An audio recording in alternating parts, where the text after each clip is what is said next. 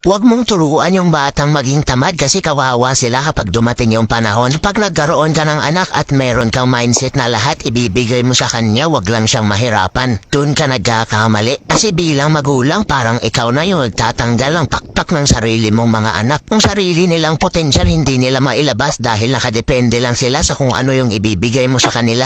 Ipong gagawa na lang sila ng assignment sa school, ikaw pa yung gagawa. Malaki na, hindi pa marunong magsaing, hindi pa marunong magwalis. Hindi pa marunong maglaba ng sariling damit. Napakagandang pakinggan kapag magulang mismo ang nagbibigay ng mga pangangailangan ng anak pero sa kabilang banda may negatibong epekto ito. Along-lalo na kapag nasobrahan yung pag-spoil sa bata. Bilang magulang, isa sa pinakamagandang legasiya mo sa anak mo ay turuan silang lumipad, maging malakas at matutong tumayo sa sariling mga paa nila. Yung kahit saan sila mapadpad na lugar, willing silang matuto para sa trabaho. Yung sila mismo yung magbabanat ng buto para sa sarili nila.